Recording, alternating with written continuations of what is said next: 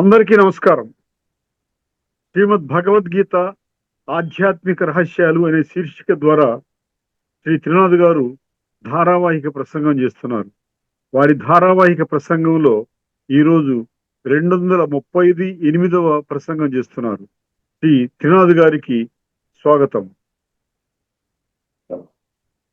శ్రీమద్ భగవద్గీత ఆధ్యాత్మిక రహస్యాలు ఈ యొక్క కార్యక్రమాన్ని తిలకిస్తున్నటువంటి గీతా ప్రేమికుడు, భగవంతుడి ప్రేమికుడు, సత్యాన్ని ప్రేమించేవారు, ధర్మాన్ని ప్రేమించేవారు, మంచిని ప్రేమించేవారు, సన్మార్గంలో భగవంతుడి శ్రీమతం అనుసారంగా నడుచుకోవడానికి దృఢ నిశ్చయంతో ఉన్నవారు అందరికీ కూడా నమస్సుమాంజలి. శ్రీమద్ భగవద్గీత ఆధ్యాత్మిక రహస్యాలు, the deep mysteries, unexplored mysteries in Shrimad Bhagavad Gita. ఇప్పటి వరకు ఈ యొక్క రహస్యాలని ఈ విధంగా ఇంత విస్తృతంగా, ఇంత యాక్యురేట్గా భగవంతుడు చెప్పినటువంటి సత్యాలని యథాతథంగా ఇప్పటి వరకు మీకు అందుబాటులో ఉండకపోవచ్చు.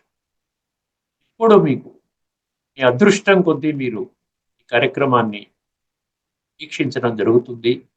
కాబట్టి ఈ అదృష్ట భాగ్యాన్ని మీరు విడిచిపెట్టకండి, అది నా యొక్క ప్రార్థన. ఎందుకంటే భగవంతుడు సత్యము, భగవంతుడి మాటలు సత్యము. నేను భగవంతుడిని ఒప్పుకుంటాను, కానీ భగవంతుడి మాటల పట్ల నాకు అంత శ్రద్ధ లేదు అంటే మీరు భగవంతుడు ఒప్పుకోనట్టే లెక్క. గుర్తుపెట్టుకోండి, దానివల్ల ఉపయోగం కూడా లేదు. నేను భగవంతుని ఒప్పుకుంటాను, ఆయన మాటలంటే నాకు ఇష్టం లేదు, నేను ఆచరించలేను, కఠినంగా ఉంటాయి అంటే మాత్రం భగవంతుని ఒప్పుకునే లాభం? అర్థమైందండి. భగవంతుణ్ణి ఒప్పుకుంటాను. హిందీలో మంచి సామెత ఉంటుంది, భగవాన్ కో మాంతే పరంతు భగవాన్ కీ నహి మాంతే అంటాడు. భగవంతుడు అంటే నాకు ఇష్టమే, కానీ భగవంతుడి మాటలంటే నేను అంత ఇష్టపడను అన్నట్టు అనమాట. ఈ విధంగా ఆలోచించే వాళ్ళు పరమాత్మని మీరు తెలుసుకోలేరు. ఎంత విశ్లేషణాత్మకంగా చెప్పినా కూడా మీకు అర్థం కాదు. అందువలన ఈ సువర్ణ అవకాశాన్ని విడిచిపెట్టకండి. ఎందుకు సువర్ణ అవకాశం అంటున్నానంటే, అతి త్వరలోనే ఈ భూమండలంపై స్వర్ణ యుగము స్థాపన కాబడుతుంది. సాక్షాత్తు భగవంతుడే స్థాపన చేస్తున్నాడు. ఆయనే చెప్పాడు 4వ అధ్యాయంలోని 7, 8లో, ధర్మ సంస్థాపనార్థాయ సంభవామి, తిరుగులేని తిరస్కరించలేని సత్యము. దీనిని ఇప్పటి వరకు మనం తేలికగా తీసుకున్నాము. ఇక మనము తేలికగా తీసుకున్నాము అంటే మన జీవితాన్ని మనమే సమూలంగా నష్టపరుచుకుంటున్నాము. గుర్తుపెట్టుకోండి.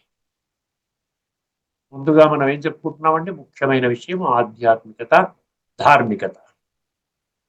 ఈ రెండింటి యొక్క స్పష్టమైన నిర్వచనము మరియు ఈ రెండింటి యొక్క భేదము, ఇదనమాట మనకు తెలుసుకోవాల్సిన విషయం.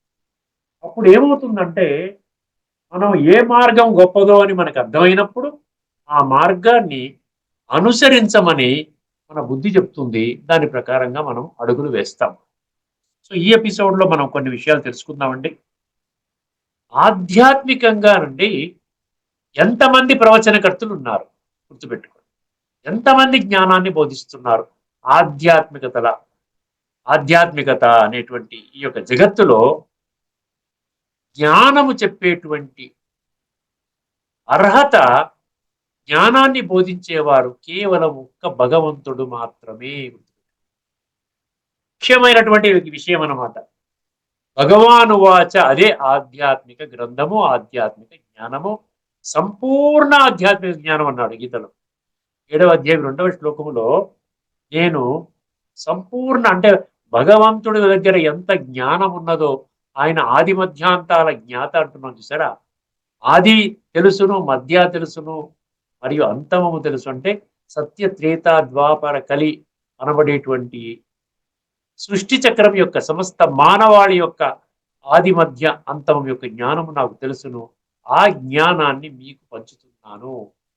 అంటే భగవంతుడు ఒక్కరే పరమ శిక్షకుడుగా, పరమ తండ్రిగా, పరమ సద్గురువుగా వచ్చి ఇప్పుడు మనకి పాఠం చెప్తున్నారు.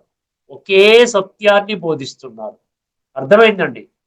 ఒకే సత్యాన్ని బోధిస్తున్నారు. ఏమిటంటే ఆ సత్యము, ప్రతి ఒక్కరూ తమ యొక్క మూల స్వరూపములు ఆత్మలు, విశ్వములో ఉన్నటువంటి 850 కోట్ల ఆత్మలందరికీ ఒకే ఒక్క తండ్రి, పిత అహమస్య జగత మాత, తండ్రి తల్లి. అందుకని మనము దీన్ని సమర్థిస్తూ త్వమేవ మాత చ పిత త్వమేవ అంటున్నాము. మనం కూడా అంగీకరించాము భగవంతుని యొక్క విషయాన్ని. మనకి భగవంతుడికి తల్లిదండ్రులు మరియు బిడ్డల యొక్క సంబంధము. ఈ విషయాన్ని తెలుసుకున్నటువంటి అర్జునులు అనబడేటువంటి వాళ్ళు కూడా 11వ అధ్యాయంలోని 43వ శ్లోకం ద్వారా అర్జున ఉవాచ పితాసి లోకస్య చరాచరస్య. అర్థమైందండి. ఒకే ఒక్క జ్ఞానము. అర్థమైందండి. కానీ ధార్మిక జగత్తులో ఒకే ఒక్క జ్ఞానాన్ని ఇస్తున్నారు అందరూ. ఎంతమంది ప్రవచనకర్తలు ఉన్నారు. విశిష్టమైనటువంటి ప్రవచనకర్తలు, పేరు ప్రసిద్ధి చెందినటువంటి అద్భుతమైనటువంటి ప్రవచనకర్తలు ఉన్నారు. అదేవిధంగా పంతుళ్ళు అంటారు మనం వాళ్ళని, లేకపోతే సాధువులు సంతులు అంటున్నారు, వాళ్ళు కూడా మాట్లాడతారు. మంచి మంచి కథావాచకులు అంటున్నారు, ఎంతో మంది ఉన్నారు. ఎందుకంటే నేను చాలా ఈ సాధు సంతులు, అఖిల భారతీయ సాధు సంతుల సమ్మేళనం అని జరుగుతూ ఉంటాయి. సంవత్సరానికి ఒకటో రెండో ఎక్కడో దగ్గర జరుగుతూ ఉంటాయి. ప్రతి ఒక్క సమ్మేళనంలో నేను పాల్గొంటాను. అర్థమైందండి.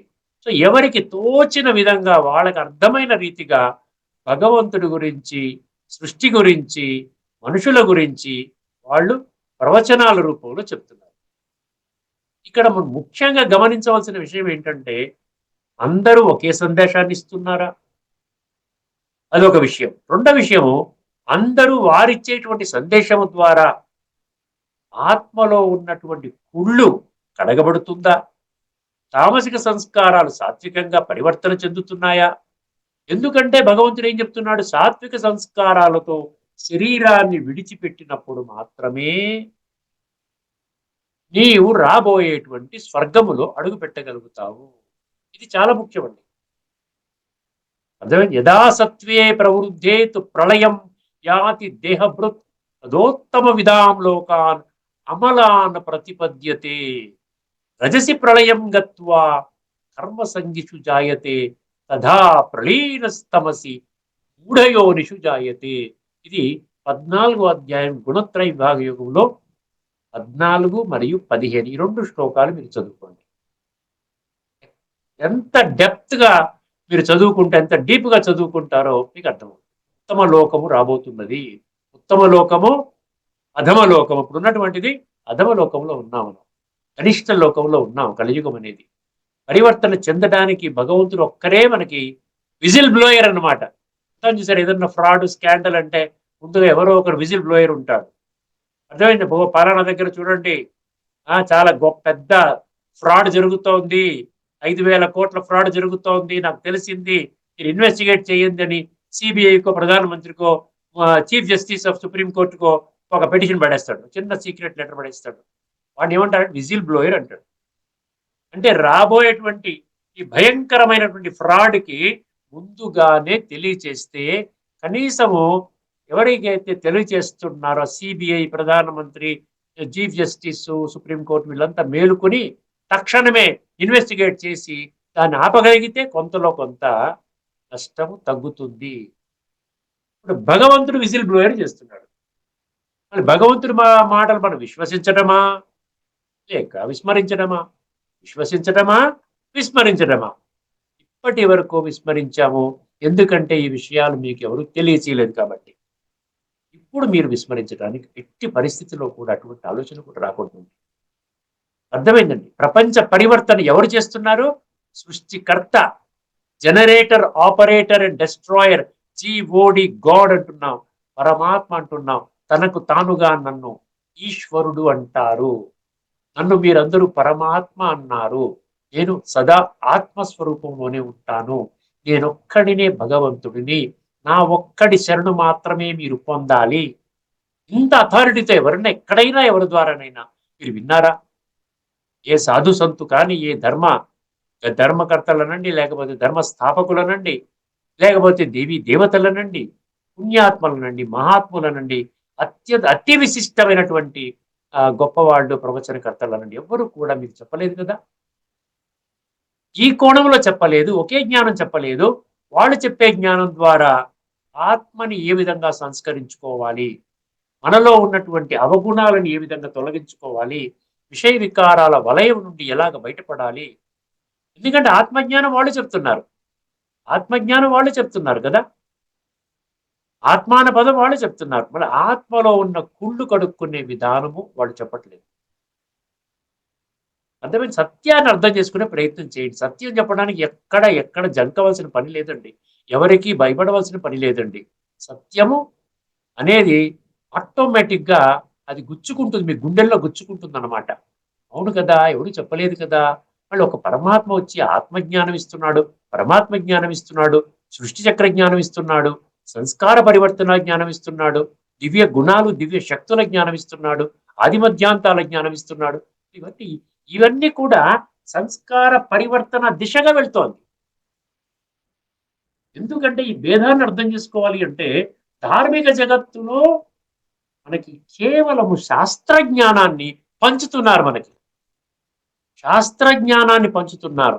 శాస్త్ర జ్ఞానం అంటే ఏంటంటే ఇప్పటి వరకు ఎవరైతే ఈ శాస్త్రాల ద్వారా సక్సెస్ పొందారో వాళ్ళ జీవితంలో, ఇప్పుడు ద్వాపర యుగం నుండి మనం తీసుకున్నట్లయితే భక్తి మార్గంలో ఎవరైతే సఫలత పొందారో వాళ్ళ కథలు మనం వింటున్నాం.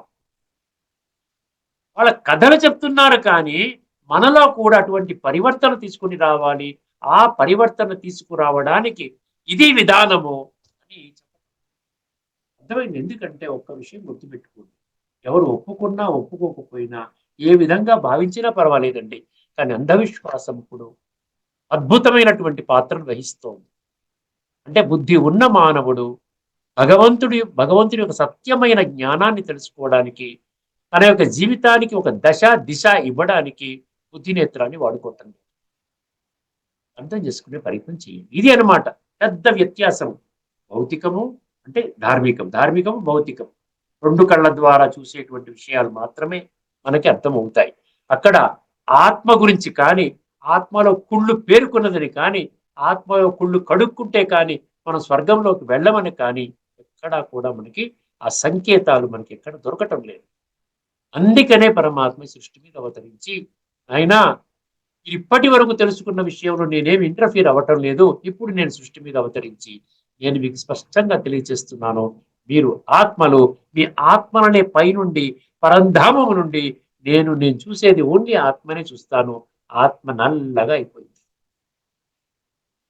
ఇదే స్థితిలో ఉంటూ ఇంకా ఇదే విధానాన్ని కొనసాగిస్తూ ఆ విధంగానే శరీర త్యాగాన్ని చేసినట్లయితే మీరు ఖచ్చితంగా ఎటువంటి సంశయం లేదు మీకు, మీరు స్వర్గంలోకి అడుగు పెట్టలేరు. నో ఎంట్రీ ఇంటూ హెవెన్ అనండి, పారడైజ్ అనండి, వైకుంఠం అనండి, ఏమైనా అనండి. ఈ విషయాన్ని గుర్తుపెట్టుకోండి. ఇది ముఖ్యమైన విషయం కాబట్టి నేను కొంచెం విస్తృతంగా మీకు చెప్పడం జరిగింది. ఇది ఈ ఎపిసోడ్లో ధార్మికము, ఆధ్యాత్మికము ఈ మధ్య విశ్లేషణ చేసుకున్నాము. తదుపరి ఎపిసోడ్లో మరికొన్ని విషయాలను మనం చర్చించుకుందాం. ఇప్పుడు మన ముఖ్యమైన విషయమైనటువంటిది ఏమిటంటే, మన ముఖ్యమైన విషయము కర్మ ఫలాన్ని త్యాగము చెయ్యాలి, కర్మ చెయ్యాలి. కర్మ సన్యాసాన్ని బోధించటం లేదండి భగవంతుడు. ఎట్టి పరిస్థితి ఎక్కడా కూడా మీకు భగవద్గీతలో లేదు. భగవద్గీతను సర్వశాస్త్రమై శిరోమణిగా ఆ విధంగా గౌరవాన్ని ఇవ్వడం జరిగింది. సర్వశాస్త్రమై శిరోమణి అంటే సర్వశాస్త్రాలకి గీత తల్లి లాంటిది, శ్రేష్టమైనటువంటి శాస్త్రము. అంటే గీతలో ఉన్న సారమే ప్రతి ఒక్క శాస్త్రంలో ఉండాలి, ఉంటుంది కూడా.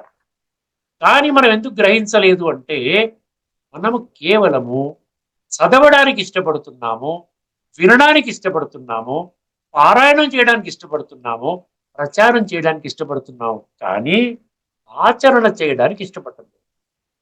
3వ అధ్యాయం 21, 3వ అధ్యాయం 31, అదేవిధంగా 9వ అధ్యాయము 2వ శ్లోకము. ఈ 3 శ్లోకాలు మీరు కానీ చదవండి, అర్థం చేసుకోండి. అక్కడ ఏముంది? ఆచరణ. యద్యదాచరతి శ్రేష్ఠ అన్నాడు 3:21లో. ఏమే మతం నిత్యమనుతిష్టంతి మానవా. ఏ మానవా, నీ చెడు చేష్టలు మానవా, ఇంకెంతకాలం అయ్యా దేహభ్రాంతిలో పడిపోయి నేను దేహం అనుకుని ఆ విధంగానే జీవితాన్ని గడిపేస్తూ ఉన్నావు.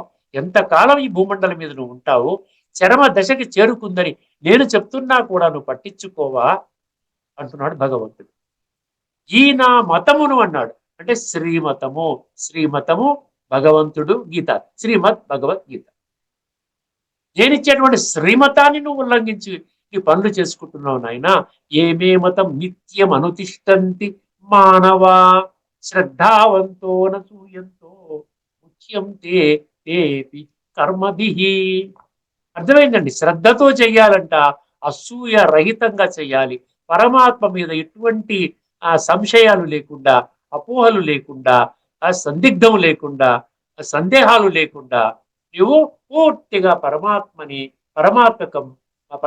గుర్తించి పరమాత్మ యొక్క జ్ఞానాన్ని అర్థం చేసుకుని వారి మార్గంలో నడవాలి అంటున్నాడు ఆ శ్లోకంలో. 9వ అధ్యాయం 2వ శ్లోకంలో ఏం చెప్పాడు? ప్రత్యక్షావగమం ధర్మ్యం అన్నాడు. ఇది ప్రత్యక్షముగా జీవితములో అనుభవం చేయవలసిన, ఆచరణ చేయవలసినటువంటి జ్ఞానము అంటున్నాడు. ధర్మ మార్గాన్ని తీసుకుని వెళ్తుంది అంటున్నాడు. ప్రత్యక్షావగమం ధర్మ్యం సుసుఖం కర్తుం అవ్యయం అన్నాడు. భగవంతుడు ధర్మ మార్గాన్ని తీసుకెళ్తున్నాడు. భగవంతుడు దేనికోసం వస్తానని చెప్పాడు? 4వ అధ్యాయం 7వ శ్లోకంలో ధర్మ సంస్థాపనార్థాయ సంభవామి అన్నాడు కదా.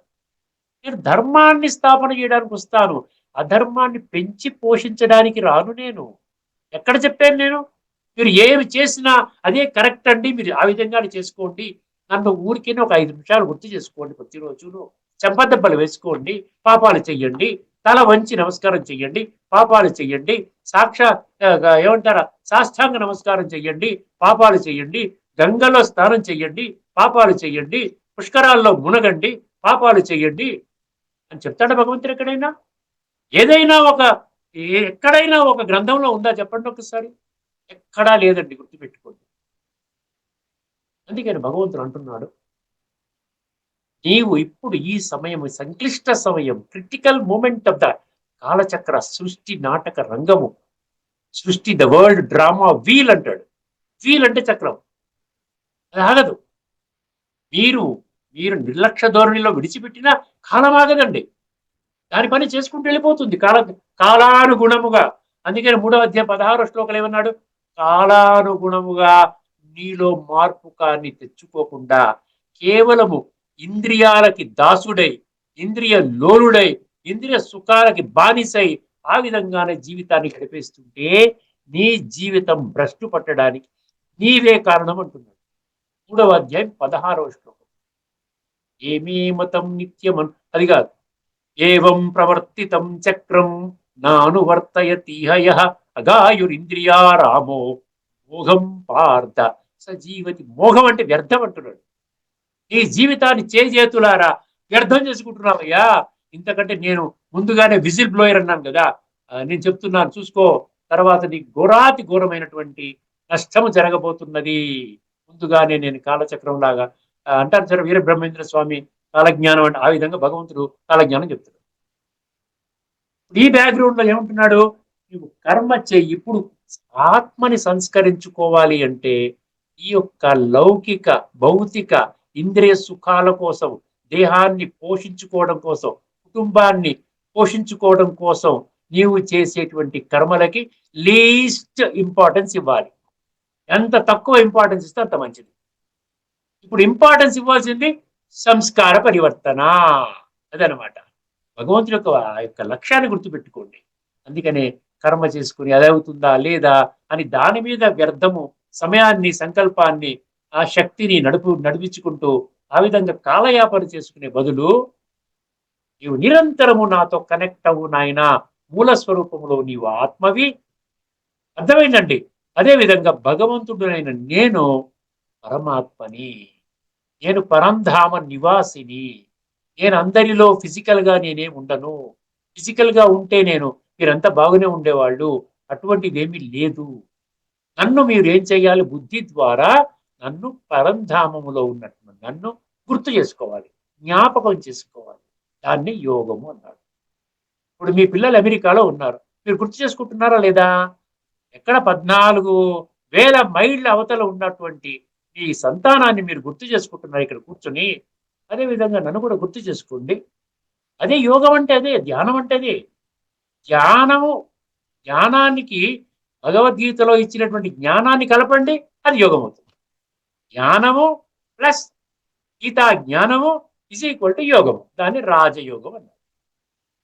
అర్థమైందండి? ఇప్పుడు ఈ బ్యాక్గ్రౌండ్ లో మీరు అర్థం చేసుకోండి. అప్పుడు చేస్తే సంస్కార పరివర్తన. మన లక్ష్యము క్లియర్ గా ఉంటుందండి. భగవంతుడు తెలుసుకున్నటువంటి పిల్లలకి వాళ్ళ లక్ష్యం చాలా క్లియర్ గా ఉంటుంది. అందుకని అదే కోణములో ఉదయం లెగిచినప్పటి నుంచి భగవంతుడు గుడ్ మార్నింగ్ చెప్పుకుంటూ, లెగిచినప్పటి నుంచి రాత్రి పడుకునే సమయంలో కూడా భగవంతుని మహావాక్యాలు చదువుకొని గుడ్ నైట్ చెప్పి పడుకుంటాడు. ఒక ప్రక్రియ, ఒక టైం టేబుల్ పెట్టేశాడు. 3:30 నుంచి రాత్రి 10 వరకు. అర్థమైంది? నా విధంగా ఒక టైం టేబుల్ పెట్టేసి భగవంతుడి యొక్క అధ్యక్షతన, మయా అధ్యక్షేణ ప్రకృతి సూయతే సచరాచరం, నా అధ్యక్షతన మొత్తం అంతా కాలచక్రం అంతా నడుస్తోంది. ఈ కాలచక్రం యొక్క పరివర్తన సమయం వచ్చినప్పుడు ఆ పరమాత్మ తన యొక్క అధ్యక్షతన ఈ యొక్క జ్ఞానం ఇస్తూ, ఆధ్యాత్మిక జ్ఞానం ఇస్తూ ఆత్మల్ని ఆ విధంగా పరివర్తన చేస్తున్నారు. ఒక్కసారి ఈ శ్లోకాన్ని వినండి ఇప్పుడు. ఎందుకంటే ముందుగానే మీకు క్లియర్ గా అర్థం కావాలని నేను ముందే కొంచెం విశ్లేషణ చేస్తున్నాను. ఇప్పటి వరకు ఏదో విధంగా చదువుకున్నారు, అర్థం కాలేదు, అయినా అర్థం అన్నట్టుగా మనం నటించేసి ఓకే ఓకే అంటూ తప్పట్లు కొట్టుకుని వెళ్ళిపోయాం. ఇంటికి వెళ్ళిన తర్వాత ఏం చెయ్యాలి నేను? అర్థం కాదు. ఇక్కడ భగవంతుడు ఏం చెప్తున్నాడు? నువ్వు ఆత్మ అనుభవం చెయ్యాలి, ఆత్మ యొక్క అభ్యాసం చేయాలి. అభ్యాస యోగ యుక్తేన చేతసా నాణ్యగామిన పరమం పురుషం దివ్యం యాతి పార్థాను చింతయన్. 8వ అధ్యాయంలో 8వ శ్లోకం. ప్రతి దానికి నేను శ్లోకం చెప్తాను మీకు. 574 శ్లోకాలు నా కంట్రోల్లో ఉన్నాయి. భగవంతుడు చెప్పినటువంటి విధానాన్ని కొన్ని లక్షల మంది పాటిస్తున్నారు. కొన్ని లక్షల మంది ఒకే టీచరు, ఒకే విధంగా నా భగవంతుడు నాకు పరమ శిక్షకుడుగా వచ్చి నాకు టీచింగ్ ఇస్తున్నాడు, ఇప్పుడు శిక్షణ ఇస్తున్నాడు. అదే మార్గంలో ఇన్ని 20 లక్షల మంది ఒకటే మార్గంలో నడవటం ఎక్కడైనా మీరు గమనించారా? అర్థం చేసుకోండి. సత్యం అనేది ఒకటే ఉంటుందండి. సత్యము అది సత్యమే, వీరు చెప్పింది సత్యమే, వారు చెప్పింది సత్యమే, వీరు చెప్పింది సత్యమే, వీరు చెప్పింది సత్యమే, అన్ని తెలుసుకుంటూ కూడా మళ్ళీ అసతో మా సద్గమయ. ఎవరిని కూడా నేను డిస్రెస్పెక్ట్ఫుల్ గా మాట్లాడటలేదు. బట్ ఉన్నట్టు మాత్రం ఖచ్చితంగా చెప్తాను. నీకు నిజంగా సత్యమే అర్థమై ఉంటే అసతోమా సద్గమయ అనేది పాట రూపంలో పాడుకోవటం కాదు. అందులో ఉన్నటువంటి 3 ప్రశ్నలకి, సంశయాలకి సంపూర్ణ రీతిలో మీకు నివృత్తి అయి ఉండాలి. కానీ అవ్వలేదు కదా. ఒక్కసారి ఇప్పుడు ఇంకే శ్లోకాన్ని ఎంతైనా చెప్పుకోవచ్చు, చర్చ ఎంతైనా చేసుకోవచ్చు. ఇదే శ్లోకం అండి, 5వ అధ్యాయంలోని 10వ శ్లోకం అండి. రాసుకునే వాళ్ళు రాసుకోండి. 5వ అధ్యాయంలోని 10వ శ్లోకం. ఒకసారి శ్లోకాన్ని వినండి. బ్రహ్మణ్యాధాయ కర్మాణి సంగం త్యక్త్వా కరోతి యః. బ్రహ్మణ్యాధాయ కర్మాణి సంగం త్యక్త్వా కరోతి యః లిప్యతేన స పాపేన పద్మపత్రమివాంభస. ఇది శ్లోకం అండి. అద్భుతమైనటువంటి శ్లోకం. ఎంత మీనింగ్ ఉందండి అందులో. ఆ తత్వంలోకి ఎప్పుడు వెళ్ళట్లేము. ఊరికనే మనం పట్టేస్తున్నాం, పారాయణం చేసుకుంటున్నాం, తప్పట్టు కొట్టుకుంటున్నాం, వెళ్ళిపోతున్నాం. భాష్యకారులు వాళ్ళకు అర్థమైన రీతిలో మనకు చెప్తున్నారు. కానీ వాళ్ళు ఒక్కటి మిస్ చేస్తున్న విషయం ఏంటంటే, ఇది నేనే అర్జునుడు అని మనం అనుకోవాలి నాయనా. ఇది నాకే సంబంధించింది, నాకు సంబంధించింది, మీకు సంబంధించింది, అందరికి సంబంధించింది, వర్తమానములోని మనుషులకు సంబంధించిన ఈ జ్ఞానం అని ఇప్పుడు ఎవరు చెప్పలేదు. ఇవన్నీ చెప్పలేదు కాబట్టి భగవంతుడు వచ్చి మనకు స్పష్టం చేస్తున్నాడు. భగవాను వారు చెప్తారు. బ్రహ్మణ్యాధాయ కర్మాణి అన్నాడు. ఒక్కసారి చెప్పండి, బ్రహ్మ అంటే ఏంటి? బ్రహ్మన్ అంటే అక్కడ పరమాత్మ అని అర్థం. పరబ్రహ్మ స్వరూపం అంటాం కదా. అర్థండి. బ్రహ్మణ్యాదాయ, ఆదాయ అంటే ఏంటి? వారి మీద నువ్వు సరెండర్ అవ్వాలి, వారి మీద నీ బుద్ధిని పెట్టాలి. ఆదాయ అంటే బ్రహ్మణ్యాదాయ కర్మాణి అన్నాడు. నీవు ఏ కర్మ చేసినా పరమాత్మ స్మృతిలో చెయ్యాలి అని అర్థం. దానినే కర్మయోగము అన్నాడు. కర్మయోగము అంటే ఏంటి? నీవు కర్మని విడిచిపెట్టకూడదు నాయనా. కర్మని చేస్తూ పరమాత్మక స్మృతిలో కర్మని చెయ్యాలి. రెండవ విషయం, అందులో 2 విషయాలు. ఒకటి పరమాత్మ స్మృతి, రెండవది పరమాత్మ ధర్మ సంస్థాపన కర్తవ్యాన్ని సమర్థించే కర్మలు చేయాలి. విఘ్నాలు కలిగించే కర్మలు చేయకూడదు. అర్థమైందండి? దానివల్ల పరమాత్మ యొక్క కర్తవ్యానికి ఎటువంటి నష్టం జరగదండి.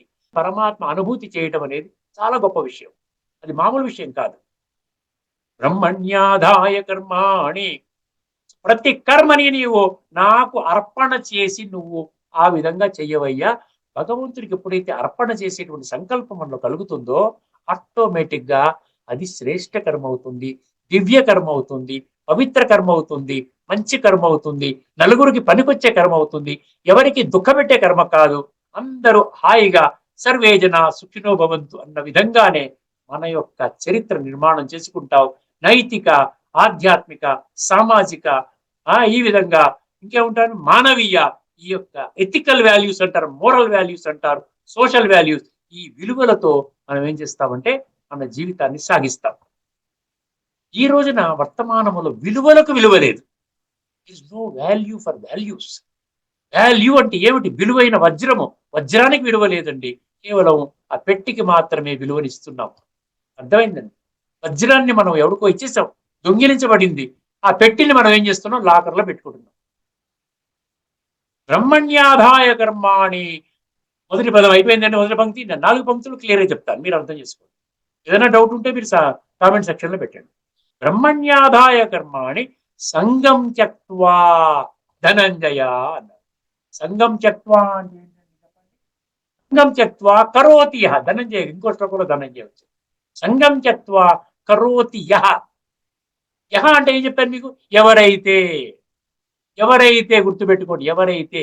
యహ అంటే ఎవరైతే. ఎవరైతే అంటే అర్థం ఏంటి? సమస్త మానవాళిలో ఎవరైతే, 850 కోట్ల మనుషులలో ఎవరైతే. అర్థమైందండి? బ్రహ్మణ్యాధాయ కర్మాణి సంగం త్యక్త్వా కరోతి యః. సంగం త్యక్త్వా ఇక్కడ వచ్చింది అనమాట. కర్మ ఫలాన్ని మనం డిటాచ్ అవ్వాలి, దాని మీద ఆసక్తిని వీడాలి. కర్మ యొక్క ఫలితాన్ని మనం పట్టించుకోకూడదు అంటున్నాడు. సంగం అంటే ఆసక్తి. ఆసక్తి దేని మీద? ఆసక్తి కర్మల యొక్క ఫలితంపై ఆసక్తి. అవుతుందా అవ్వదా? నేను ఇప్పుడు మ్యాచ్కి వెళ్తున్నాను, గెలుస్తానా గెలవనా, నేను స్కోర్ చేస్తానా చెయ్యనా. ఫర్ ఎగ్జాంపుల్ నేను బ్యాట్స్మెన్ అనుకోండి, నేను 0లో అయిపోతానా, నేను కనీసం 50 అన్న కొడతానా, కనీసం 30 అన్న కొడతానా, లేదా మ్యాచ్ క్రిటికల్ గా ఉన్నప్పుడు నిజంగా నేను ఆదుకుంటానా అని ఈ విధంగా భయం పెట్టుకుంటా ఉంటే ఏం పని చేస్తావు నువ్వు? అదే పరమాత్మతో ఆ యొక్క ఆదాయ అంటే పరమాత్మ మీద బుద్ధిని పెట్టి, పరమాత్మ నా తోడున్నాడు, నేను చెయ్యకపోతే, నేను స్కోర్ చేయకపోతే, నేను విజయాన్ని నా టీంకి తెప్పించకపోతే ఇంకెవడు తెప్పిస్తాడు? పరమాత్మ నా తోడున్నాడు, సర్వశక్తిమంతుడు నా తోడున్నాడు, దివ్య గుణాల సాగరుడు నా తోడున్నాడు. అర్థమైందండి? ప్రపంచాన్ని శాసించేటువంటి వాడు నా తోడున్నాడు. నేను చేయకపోతే ఎవడు చేస్తాడు? రెండిటికి ఎంత ఆలోచన ధోరణిలో ఎంత తేడా ఉందో ఆలోచించారా? బ్రహ్మణ్యాధాయ కర్మాణి సంగం త్యక్త్వా, త్యక్త్వాన్ని విడిచిపెట్టి, కరోతి యః, కరోతి అంటే చేయడం, కర్మలు చేయడం.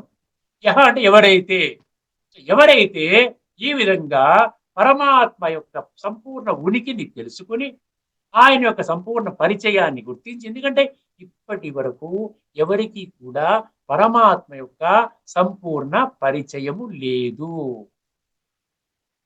నామ రూప దేశ కాల గుణ కర్తవ్య సంబంధ 7 కోణాలలో ఇప్పటికే నేను చర్చించడం జరిగింది. ఈ పరిచయం లేదు. నేను తోచినటువంటి శక్తిని నేను భగవంతుడని పేరు పెట్టుకుని ఆరాధిస్తున్నాను. అది కాదు కదా. నేను ఫలానా దేవతా స్వరూపాన్ని భగవంతుడిగా అనుకుంటున్నాను. అది కాదు కదా. ఫలానా సాధు సంతుని ఒక గురువు గారుగా భావించి, ఒక భగవంతుడిగా భావించి, వారు ఇచ్చినటువంటి గురు మంత్రాన్ని స్వీకరించి భగవంతుడు అనుకుంటున్నాను. అది కాదు కదా. కొంతమంది మనుషుల పేర్ల ముందే భగవాన్ భగవాన్ భగవాన్ అని పెట్టారు. వాళ్ళు భగవంతుడు అని చెప్పేసి ఎక్కడుంది? దేహధారులు పరమాత్మ సంతానము ఆత్మస్వరూపములో పరస్పరము సోదరులు. ఒక సోదరుడు ఇంకొక సోదరుడికి పరమాత్మ యొక్క వారసత్వాన్ని ఇవ్వలేడు. ఇది ఒక న్యాచురల్ లా, ఒక స్పిరిచువల్ లా. బ్రహ్మణ్యాధాయ కర్మాణి సంగం త్యక్త్వా కరోతి యః. 2వ పంక్తి అయిపోయిందండి. లిప్యతేన స పాపేనా, అటువంటి వాడికి పాపము. చూసారా? పాపము అంటే చెడు సంస్కారాలు, పాపము అంటే అవగుణాలు, పాపము అంటే కామ క్రోధ లోభ మోహ అహంకారాలతో కూడుకున్నటువంటి కర్మలు. అర్థమైంది? అసూయ, ద్వేషము, ఏమంటారు ఇంకా, శత్రుత్వ భావము. అర్థమైందండి? ప్రపంచం అంతా కుళ్ళిపోయింది, కుళ్ళిపోయింది, కుళ్ళిపోయింది. మనం ఎందుకు కుళ్ళాలి? ప్రపంచం భలే కుళ్ళింది, అందరూ కుళ్ళిపోయారు. నీవెందుకు కుళ్ళుతున్నావు? నీ కుళ్ళుని ఆపుకునే శక్తి నీకు లేదా? ఇప్పటి వరకు లేదు. ఆ పరమాత్మతో కనెక్ట్ అవుతే ఆ శక్తి ఆయనకి ఇస్తాడు, మిమ్మల్ని ఇస్తాడు. బ్రహ్మణ్యాదాయ కర్మాణి సంగం త్యక్త్వా కరోతి యః లిప్యతే న స పాపేన. అంటే ఈ పాపము ద్వారా ఇప్పటి వరకు నువ్వు పాప కర్మలు చేసావు, పాప సంకల్పాలు చేసావు, చెడు మాటలు మాట్లాడావు, అందరికి దుఃఖాన్ని కలిగించావు, మోసము చేసావు, ఏడిపించావు, అందరి యొక్క శాపనార్థాలు పొందావు. నాయన రివర్స్ అవ్వాలి, అందరినీ ప్రేమించాలి, అందరి నుండి ఏమంటారు బ్లెస్సింగ్స్ తీసుకోవాలి. అర్థమైందండి? అందరి యొక్క ఆశీర్వాదాలు తీసుకోవాలి. ఇక్కడ ప్రతి ఒక్కరికి నువ్వు వీలైనంత వరకు సమాజ సేవ చెయ్యి, వీలైనంత వరకు ఆనందాన్ని కలిగించు. నీ ఆస్తిపాస్తులు ఇవ్వక్కర్లేదు, నీకున్నటువంటి బంగారం ఇవ్వక్కర్లే, డబ్బు ఇవ్వక్కర్లేదు, కాస్త ప్రేమగా పలకరించవయ్యా, పరమాత్మ సంతానంగా వారిని కూడా గుర్తించు. అర్థమైందండి? ఇప్పుడు ఏమంటున్నాడు? నా లిప్యేనా, ఆత్మకి అంటుకోదంట ఆ పాపం. ఆ పాపం పుణ్యం కింద మారిపోతుంది కదా. పద్మపత్రమివాంబస, ఆఖరి పద్మపత్రమివాంబస అంటే ఏ విధంగా అయితే తామరాకు మీద ఒక నీటి బిందువు అక్కడ పడింది అనుకోండి, వర్షం జల్లు పడింది, ఇలా పడగానే అక్కడ వ్యాక్స్ కోటింగ్ ఉంటుందంటండి. నేను ఊరికే స్టడీ చేశాను. పద్మపత్రమివాంబస అనే దానికి స్టడీ చేస్తే కొంచెం వ్యాక్స్ కోటింగ్ ఉన్న దగ్గర ఒక చుక్క నీరేస్తే జారిపోతుంది అలాగా. అలాంటిదేదో పెట్టాడు న్యాచురల్ గా భగవంతుడు. సో పద్మము, ఈ కమల పుష్పం యొక్క పద్మము ఆకు మీద, తామరాకు మీద ఏ విధంగా అయితే నీటి చుక్క పడినా నిలవదో అదే విధముగా. అర్థమైందండి? అది ఒక కంపారిజన్ కింద, ఎంత అద్భుతమైన కంపారిజన్ చూడండి. అటువంటి వాడు బ్రహ్మణ్యాదాయ కర్మాణి, పరమాత్మ యొక్క స్మృతిలో చేసేటువంటి కర్మలు సంగం త్యక్త్వా, ఈ యొక్క ఫలితాలను విస్మరించి టోటల్ గా పక్కన పెట్టేసి, నాకు తెలియదు, అవసరం లేదు, నేను కర్మలు చేయడానికి, కర్మణ్యేవ అధికారస్తే మా ఫలేషు కదాచన, అందులో చెప్పి నీ కర్మను చేయడానికి నీకు అధికారం కలదు. దానిని పూర్తిగా 100% దాన్ని మనస్సుకి హత్తుకుని కరెక్ట్ గా ఆ విధంగానే వెళతాను అనుకున్నట్లయితే బ్రహ్మణ్యాదాయ కర్మాణి సంగం త్యక్త్వా కరోతి యః లిప్యతేన స పాపేన. అటువంటి పాపము నీకు ఆత్మ మీద అంటదు. అలా వెళ్ళినా అలా జారిపోతుందంట. అతుక్కోదు. అతుక్కుంటే మళ్ళీ కార్మిక్ బాండేజ్, సంస్కారాల మీద ఎఫెక్ట్, ఇప్పటికే కుళ్ళిపోయే సంస్కారాలు ఇంకా కుళ్ళుతూ ఉంటాయి. చివరికి కుళ్ళుతూ కుళ్ళుతూ కుళ్ళిపోయిన సంస్కారాలు, నీచమైన సంస్కారాలతో పొరపాటున దేహత్యాగం, తక్కువ దేహాన్ని త్యాగం చేయవలసి వస్తుంది అనుకోండి. ఎందుకంటే నోటీస్ రాదు కదా. పోయేవాడికి ఏమైనా నోటీస్ వస్తుందా? మనం మామూలు అంటుంటాం, ఏంటంటే ప్రపంచం అందరికి పోయే కాలం వచ్చిందంటాం. పోయే కాలం అంటే అది మరణకాలం అనమాట. సడన్ గా వచ్చేస్తుంది. అటువంటి స్థితిలో దేహాన్ని త్యాగం చేస్తే ఎంత నీచమైన స్థితిలో మనం పడతాం చెప్పండి. ఎంత నష్టపోతున్నాం. భయంకరమైన పరిస్థితి అనమాట. ఊహించుకుంటేనే భయం వేస్తుంది. అందుకని ఏమంటున్నాడు? కరోతిహ లిప్యతే న సా పాపేన. సా అంటే అటువంటి వాడికి ఈ యొక్క పాపం అనేటువంటి ఇది అంటదు. ఎందుకంటది? అది పాపకర్మ కాదది, పుణ్యకర్మ అవుతుంది, నలుగురికి పనికొచ్చే కర్మ అవుతుంది. సో ఏ విధంగా అంటుకోదు అంటే, ఈ యొక్క తామరాకు మీద నీటి బిందువు ఏ విధంగా అయితే జారిపోతుందో అది కూడా ఆత్మని పాడు చేయకుండా, ఆ కర్మ అది శ్రేష్ఠ కర్మ అయినట్లయితే ఆత్మలో ఉన్న కుళ్ళుని కడగడానికి పనికొస్తుంది, లేకపోతే న్యూట్రల్ గా అయినట్లయితే జారిపోతుంది. ఇది అందులో ఉన్న తత్వం అండి. ఒకసారి ఈ శ్లోకంలో భాష్యకారులు ఏమి రాసుకున్నారో ఒక్కసారి మనం పరిశీలిద్దాం. బ్రహ్మణ్యాదాయ కర్మాణి సంగం త్యక్త్వా కరోతి యః లిప్యతేన స పాపేన పద్మపత్రమివాంబస. కర్మలన్నింటినీ చాలా జాగ్రత్తగా వినండి. కర్మలన్నింటినీ భగవదర్పణము గావించి, బ్రహ్మణ్యాదాయ కర్మాణి ఆ మీనింగ్ అనమాట. కర్మలన్నింటినీ భగవదర్పణము గావించి ఆసక్తి రహితముగా కర్మలను ఆచరించు వానిని. ఆసక్తి అంటే కర్మల యొక్క ఫలితముపై ఆసక్తిని మనం వదిలేయాలి, అనాసక్తిగా ఉండాలన్నమాట. ఆసక్తి రహితముగా అన్నాడు కదా. ఆసక్తి రహితముగా కర్మలను ఆచరించు వానిని తామరాకుపై నీటి బిందువుల వలె పాపములు అంటవు. అర్థమైంది? ఇక్కడితో మనము ఈ యొక్క ఎపిసోడ్లోని చర్చని మనం ముగించుకుందాం. తదుపరి ఎపిసోడ్లో మరొక అద్భుతమైనటువంటి శ్లోకము, ఈ యొక్క కర్మ ఫలము విడిచిపెట్టడం వల్ల కలిగేటువంటి లాభాలు, విడిచిపెట్టకపోతే కలిగేటువంటి అపారమైన నష్టము, ఈ యొక్క విషయాన్ని స్పష్టం చేస్తున్నటువంటి మరొక శ్లోకాన్ని మీ ముందు ఉంచబోతున్నానండి. అంతవరకు సెలవు. అందరికీ నమస్కారము. లోకా సమస్తా సుఖినో భవంతు. ఓం శాంతి. శ్రీమద్ భగవద్గీత ఆధ్యాత్మిక రహస్యాల తత్వాన్ని సవివరంగా విశ్లేషించిన శ్రీ త్రినాథ్ గారికి ధన్యవాదాలు.